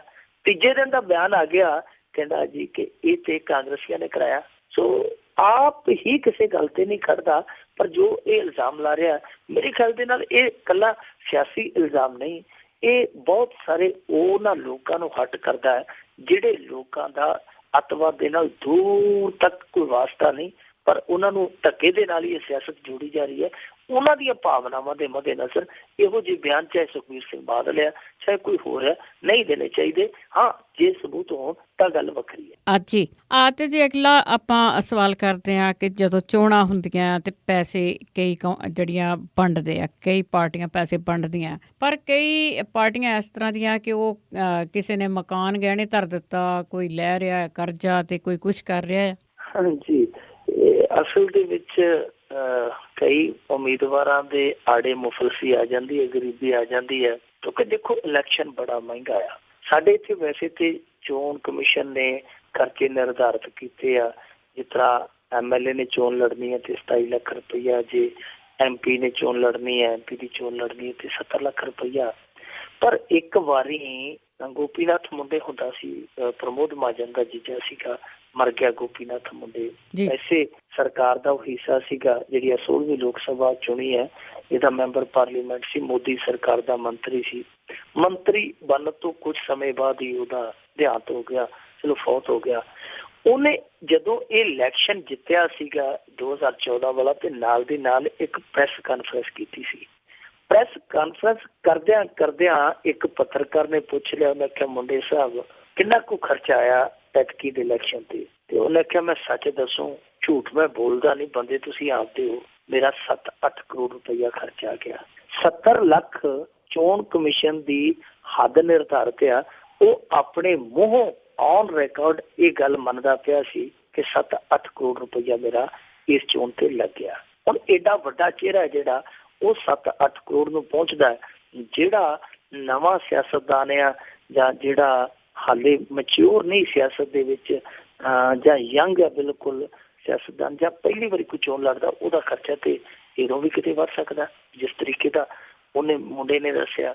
ਪਰ ਇਹੋ ਕੁਝ ਜਿਹੜਾ ਆ ਉਹ ਹਕੀਕਤ ਦੇ ਰੂਪ ਦੇ ਵਿੱਚ ਪੰਜਾਬ ਚੋਣਾਂ 'ਚ ਵਾਪਰਦਾ ਹੈ। ਪੰਜਾਬ ਦੀਆਂ ਚੋਣਾਂ ਬਹੁਤ ਮਹਿੰਗੀਆਂ ਨੇ। ਜਿੰਨਾ ਖਰਚਾ ਚੋਣ ਕਮਿਸ਼ਨ ਨਿਰਧਾਰਿਤ ਕਰਦਾ ਹੈ ਉਹਨਾਂ ਤੇ ਇੱਥੇ ਸਰਪੰਚੀ ਦਾ ਲੱਗ ਜਾਂਦਾ ਹੈ। ਆਮ ਪਿੰਡਾਂ ਦੇ ਵਿੱਚ 30-30, 40-40, 50-50 ਲੱਖ ਰੁਪਈਆ ਜਿਹੜਾ ਉਹ ਸਰਪੰਚੀ ਹਾਸਲ ਕਰਨ ਨੂੰ ਲੈ ਕੇ ਲੱਗ ਜਾਂਦਾ ਹੈ। ਇਹ ਆੜੇ ਆ ਰਹੀ ਹੈ ਗੱਲ ਆਮ ਆਦਮੀ ਪਾਰਟੀ ਦੇ ਬਹੁਤੀ, ਕਿਉਂਕਿ ਆਮ ਆਦਮੀ ਪਾਰਟੀ ਦੇ ਕੈਂਡੀਡੇਟਾਂ ਨੂੰ ਪਾਰਟੀ ਵੱਲੋਂ ਕੋਈ ਬਹੁਤਾ ਗਫਾ ਨਹੀਂ ਮਿਲਦਾ ਜਿਵੇਂ ਦੂਜੀਆਂ ਪਾਰਟੀਆਂ ਦਿੰਦੀਆਂ। ਪਰ ਇਹ ਗੱਲ ਵੱਖਰੀ ਹੈ ਕਿ ਦੂਜੀਆਂ ਪਾਰਟੀਆਂ ਨੇ ਭਾਈ ਲੈ ਵੀ ਬਹੁਤ ਆ ਤੇ ਇਕੱਠੇ ਵੀ ਬਹੁਤ ਕੀਤੇ ਆ, ਇਹ ਵੀ ਕਈ ਢੰਗਾਂ ਦੇ ਨਾਲ ਕੀਤੇ ਆ, ਸੋ ਉਹਨਾਂ ਨੂੰ ਕੋਈ ਕਮੀ ਪੇਸ਼ੀ ਨਹੀਂ ਆਉਂਦੀ। ਪਰ ਆਮ ਆਦਮੀ ਪਾਰਟੀ ਦੇ ਕੁਝ ਕੈਂਡੀਡੇਟ ਆ ਜਿਨ੍ਹਾਂ ਨੂੰ ਆਪਣਾ ਚੋਣ ਪ੍ਰਚਾਰ ਤੋੜ ਚਾੜਨ ਲਈ ਜ਼ਮੀਨਾਂ ਜਿਹੜੀਆਂ ਵੇਚਣੀਆਂ ਪੈ ਰਹੀਆਂ। ਉਹਨਾਂ ਦੇ ਵਿੱਚੋਂ ਇੱਕ ਤੇ ਬਲਾਚੌਰ ਤੋਂ ਕੈਂਡੀਡੇਟ ਹੈ ਬ੍ਰਿਗੇਡੀਅਰ ਰਾਜਕੁਮਾਰ। ਉਹ ਨੋਇਡਾ ਤੋਂ ਆਪਣੀ ਆਲੀਸ਼ਾਨ ਕੋਠੀ ਵੇਚ ਕੇ ਆਇਆ ਸਿਰਫ ਤੇ ਸਿਰਫ ਇਸ ਕਰਕੇ ਕਿਉਂਕਿ ਚੋਣ ਪ੍ਰਚਾਰ ਜਿਹੜਾ ਮਹਿੰਗਾ ਤੇ ਪੈਸਾ ਧੇਲਾ ਜਿਹੜਾ ਉਹਦੇ ਕਨੀਓ ਹੱਥ ਟੈਟ ਆ। ਦੂਜੇ ਪਾਸੇ ਬੀਬੀ ਪਲਵਿੰਦਰ ਕੌਰ ਆ ਜਿਹੜੀ ਸ਼ੁਤਰਾਣੇ ਤੋਂ ਉਮੀਦਵਾਰ ਆ। ਇਸ ਬੀਬੀ ਨੂੰ ਬੈਂਕ ਤੋਂ ਲੋਨ ਲੈਣਾ ਪਿਆ ਕਿਉਂਕਿ ਇਹਦਾ ਵਿੱਤਿਆ ਜਿਹੜਾ ਉਹ ਬਹੁਤ ਕਹਿ ਲਈਏ ਕਿ ਤੰਗ ਹਾਲੀ ਵਾਲਾ ਸੀਗਾ। ਬੀਬੀ ਨੂੰ ਲੱਗਿਆ ਕਿ ਕਿਤੇ ਗੱਲ ਵਿੱਚ ਵਿਚਾਲੀ ਨਾ ਰਹਿ ਜੇ, ਕਿਉਂਕਿ ਇਹਦੇ ਪਰਿਵਾਰ ਦੇ ਵਿੱਚ ਟ੍ਰੈਜਡੀ ਵੀ ਬਹੁਤ ਹੋਈ ਇਸ ਬੀਬੀ ਦੀ ਨਿੱਜੀ ਜ਼ਿੰਦਗੀ 'ਚ ਇਸੇ ਚੋਣ ਪ੍ਰਚਾਰ ਦੌਰਾਨ। ਸੋ ਉਹਨੂੰ ਲੋਨ ਲੈਣਾ ਪਿਆ। ਇੱਕ ਹੋਰ ਬੀਬੀ ਹੈ ਅਨੂ ਰੰਧਾਵਾ ਜਿਹੜੀ ਘਨੌਰ ਤੋਂ ਲੜ ਰਹੀ ਹੈ, ਜਸਜੀਤ ਸਿੰਘ ਰੰਧਾਵਾ ਦੀ ਸਪੁੱਤਰੀ। ਉਹਨੂੰ ਵੀ ਆਪਣਾ ਮਕਾਨ ਹੈ ਜਿਹੜਾ ਉਹ ਵੇਚਣਾ ਪਿਆ ਸਿਰਫ ਤੇ ਸਿਰਫ ਇਸ ਕਰਕੇ ਕਿਉਂਕਿ ਪੈਸਾ ਚੋਣ ਪ੍ਰਚਾਰ ਲਈ ਥੁੜਦਾ ਪਿਆ ਸੀ। ਇੱਧਰ ਫਿਰੋਜ਼ਪੁਰ ਦੇ ਵਿੱਚ ਮੋਹਨ ਸਿੰਘ ਫਲੀਆਂ ਵਾਲੇ ਹੈਗੇ ਆ, ਬਹੁਜਨ ਸਮਾਜ ਪਾਰਟੀ ਤੋਂ ਉਹ 2 ਵਾਰੀ ਮੈਂਬਰ ਪਾਰਲੀਮੈਂਟ ਰਹੇ ਆ। ਸਭ ਤੋਂ ਮਾੜੀ ਗੱਲ ਜਿਹੜੀ ਹੈ ਉਹ ਫਲੀਆਂ ਵਾਲਾ ਸਾਹਿਬ ਦੇ ਨਾਲ ਹੋਈ। ਇਹਨਾਂ ਨੂੰ ਕਿਸੇ ਸੱਜਣ ਨੇ ਕਾਰ ਦਿੱਤੀ ਸੀ, ਜਿਵੇਂ ਕਿਸੇ ਸਮੇਂ ਅਰਵਿੰਦ ਕੇਜਰੀਵਾਲ ਨੂੰ ਵੈਗਨਰ ਉਹ ਕਾਰ ਦਿੱਤੀ ਸੀ ਕਿਸੇ ਨੇ ਚਲਾਉਣ ਲਈ। ਤੇ ਜਦੋਂ ਉਹ ਥੋੜਾ ਜਿਹਾ ਸਥਾਪਿਤ ਹੋ ਗਿਆ, ਜਦੋਂ ਲੱਗਿਆ ਕਿ ਅਰਵਿੰਦ ਕੇਜਰੀਵਾਲ ਹੁਣ ਸਾਡੀ ਗੱਲ ਨਹੀਂ ਸੁਣਦਾ, ਤੇ ਉਹ ਸੱਜਣ ਨੇ ਪ੍ਰੈਸ ਦੇ ਵਿੱਚ ਜਾ ਕੇ ਆਖਿਆ ਸੀ ਕਿ ਅਰਵਿੰਦ ਕੇਜਰੀਵਾਲ ਨੂੰ ਬੇਨਤੀ ਕਰਾਂਗਾ ਕਿ ਮੇਰੀ ਕਾਰ ਹੈ ਜਿਹੜੀ ਮੈਨੂੰ ਵਾਪਸ ਕਰ ਦੇਣ, ਕਿਉਂਕਿ ਹੁਣ ਅਰਵਿੰਦ ਕੇਜਰੀਵਾਲ ਉਹ ਨਹੀਂ ਰਹੇ, ਉਹਨਾਂ ਦੇ ਕੋਲ ਕਾਰਾਂ ਦੀ ਕੋਈ ਕਮੀ ਨਹੀਂ ਰਹੀ, ਪਰ ਮੈਨੂੰ ਕਾਰ ਦੀ ਜ਼ਰੂਰਤ ਜ਼ਰੂਰ ਹੈ। ਸੋ ਉਸੇ ਤਰੀਕੇ ਨਾਲ ਮੋਹਨ ਸਿੰਘ ਫਲੀਆਂ ਵਾਲੇ ਨੂੰ ਜਿਸ ਸੱਜਣ ਨੇ ਕਾਰ ਦਿੱਤੀ ਸੀ ਉਹਨੇ ਆਖਿਆ ਕਿ ਆਪਣੀ ਬਣਾ ਲੈ ਮਿੱਤਰਾ, ਨਿੱਤ ਮੰਗ ਵੀ ਨਹੀਂ ਮਿਲਦੀ। ਉਹ ਲੈ ਗਿਆ ਤੇ ਵਿਚਾਰਾ ਮੋਹਨ ਸਿੰਘ ਫਲੀਆਂ ਵਾਲਾ ਫਿਰ ਉਹ ਗਾਣਾ ਜਿਹਾ ਗਾ ਕੇ ਕਹਿੰਦਾ ਕਿ ਦਿਲਾ ਛੱਡ ਚੱਲਿਆ, ਬੇਗਾਨੀ ਚੀਜ਼ ਤੇ ਗੁੱਸਾ ਕਾਹਦਾ। ਉਹਨੇ ਆਪਣਾ ਮੋਟਰਸਾਈਕਲ ਘਰੋਂ ਕੱਢ ਲਿਆ ਤੇ ਉਹ ਹੁਣ ਦੱਸਦੇ ਆ ਚੋਣ ਪ੍ਰਚਾਰ ਹੈ ਜਿਹੜਾ ਮੋਟਰਸਾਈਕਲ ਤੇ ਕਰੀ ਜਾਂਦਾ ਹੈ। ਉਹ ਕਹਿੰਦਾ ਕਿ ਦੇਖੋ ਬਗਾਨੀ ਚੀਜ਼ ਬਗਾਨੀ ਹੈ, ਮੋਟਰਸਾਈਕਲ ਆਪਦਾ ਕੋਈ ਖੋਹਣ ਦਾ ਡਰ ਨਹੀਂ, ਕੋਈ ਲਿਜਾਣ ਦਾ ਡਰ ਨਹੀਂ, ਉਹ ਉਹਦੇ ਤੇ ਚੋਣ ਪ੍ਰਚਾਰ ਕਰ ਰਿਹਾ। ਪਰ ਇਹ ਉਮੀਦਵਾਰ ਦੱਸਦੇ ਆ ਕਿ ਪਾਰਟੀ ਵੱਲੋਂ ਸਾਨੂੰ ਕੋਈ ਸਹਾਇਤਾ ਨਹੀਂ ਮਿਲਦੀ ਆਰਥਿਕ ਤੌਰ ਤੇ, ਕਿਉਂਕਿ ਸਾਡੀ ਪਾਰਟੀ ਗਰੀਬ ਆ। ਪਰ ਕਹਿੰਦੇ ਕਿ ਕੋਈ ਗੱਲ ਨਹੀਂ, ਪਾਰਟੀ ਗਰੀਬ ਆ ਪਰ ਦਿਲ ਦੇ ਅਸੀਂ ਅਮੀਰ ਆ, ਅਸੀਂ ਇਸ ਜੰਗ ਨੂੰ ਜਿੱਤਾਂਗੇ। ਪਰ ਕੁੱਲ ਮਿਲਾ ਕੇ ਇਹ ਉਮੀਦਵਾਰ ਬੇਸ਼ੱਕ ਚੜ੍ਹਦੀ ਕਲਾ ਵਾਲੇ ਆ, ਪਰ ਕੁੱਲ ਮਿਲਾ ਕੇ ਜੇ ਦੇਖੀਏ ਤੇ ਹੋਰ ਵੀ ਕੁਝ ਉਮੀਦਵਾਰ ਨੇ ਆਮ ਆਦਮੀ ਪਾਰਟੀ ਦੇ ਖਾਸ ਤੌਰ ਤੇ ਜਿਹੜੇ ਇਸ ਸਮੇਂ ਮਾਲੀ ਸੰਕਟ ਦੇ ਨਾਲ ਜੂਝਦੇ ਪਏ ਆ। ਪਿੱਛੇ ਜੇ ਖਬਰ ਆਈ ਸੀ ਅਖਬਾਰਾਂ ਦੇ ਵਿੱਚ ਕਿ ਪਿਛਲੇ 3 ਸਾਲਾਂ ਦੌਰਾਨ ਜੇ ਤੁਲਨਾਤਮਕ ਤੌਰ ਤੇ ਵੇਖੀਏ ਕਿ ਚੰਦਾ ਕਿਹਨੇ ਸਭ ਤੋਂ ਜ਼ਿਆਦਾ ਹਾਸਲ ਕੀਤਾ ਹੈ ਤੇ ਪੰਜਾਬ 'ਚ ਪਹਿਲੇ ਨੰਬਰ ਤੇ ਆਮ ਆਦਮੀ ਪਾਰਟੀ ਰਹਿੰਦੀ ਹੈ, ਜਿਹਨੇ 110 ਕਰੋੜ ਰੁਪਏ ਦਾ ਚੰਦਾ ਹਾਸਲ ਕੀਤਾ। ਦੂਜੇ ਨੰਬਰ ਤੇ ਵਾਰੀ ਅਕਾਲੀਆਂ ਦੀ ਆਉਂਦੀ, ਜਿਨ੍ਹਾਂ ਨੇ 76,000 ਕਰੋੜ ਰੁਪਇਆ ਹਾਸਲ ਕੀਤਾ। ਪਰ 76,000 ਕਰੋੜ ਜਿਨ੍ਹਾਂ ਨੇ ਹਾਸਲ ਕੀਤਾ, ਉਹਨਾਂ ਦੇ ਜਿਹੜੇ ਉਮੀਦਵਾਰ ਆ ਉਹ ਬਾਗੀਆਂ ਪਾਉਂਦੇ ਫਿਰਦੇ ਆ, ਉਹਨਾਂ ਨੂੰ ਕੋਈ ਇਹੋ ਜਿਹੀ ਕਮੀ ਨਹੀਂ। ਪਰ ਜਿਨ੍ਹਾਂ ਨੇ ਸਭ ਤੋਂ ਜ਼ਿਆਦਾ ਚੰਦਾ ਹਾਸਲ ਕੀਤਾ, ਉਹਨਾਂ ਦੇ ਉਮੀਦਵਾਰ ਵਿਚਾਰੇ ਡੱਬ ਡੱਬ ਵੱਜਦੇ ਫਿਰਦੇ ਆ। ਮੈਂਟੂ ਗੁਰਸਰੀਆ ਜੀ, ਬਹੁਤ ਬਹੁਤ ਤੁਹਾਡਾ ਧੰਨਵਾਦ ਆ। ਖਬਰਾਂ ਤਾਂ ਹੋਰ ਵੀ ਬਹੁਤ ਸੀਗੀਆਂ, ਪਰ ਟਾਈਮ ਦੀ ਸ਼ਾਰਟੇਜ ਕਰਕੇ ਆਪਾਂ ਹੋਰ ਨਹੀਂ ਕਰ ਸਕਾਂਗੇ। ਬਹੁਤ ਬਹੁਤ ਧੰਨਵਾਦ। ਸ਼ੁਕਰੀਆ। ਸਰੋਤੇ, ਇਹ ਸਨ ਸਾਡੇ ਨਾਲ ਜੁੜੇ ਮੈਂਟੂ ਗੁਰਸਰੀਆ ਜੀ, ਜੋ ਪੰਜਾਬ ਬਾਰੇ ਜਾਂ ਪੂਰੇ ਭਾਰਤ ਵਿੱਚ ਕੀ ਕੁਝ ਹੋ ਰਿਹਾ ਉਸ ਦੀ ਆਪਾਂ ਕਰਦੇ ਹਾਂ ਗੱਲਬਾਤ। ਹੁਣ ਬਲਵਿੰਦਰ ਕੌਰ ਵੱਲੋਂ ਆਪ ਸਭ ਨੂੰ ਹੀ ਪਿਆਰ ਭਰੀ ਸਤਿ ਸ੍ਰੀ ਅਕਾਲ।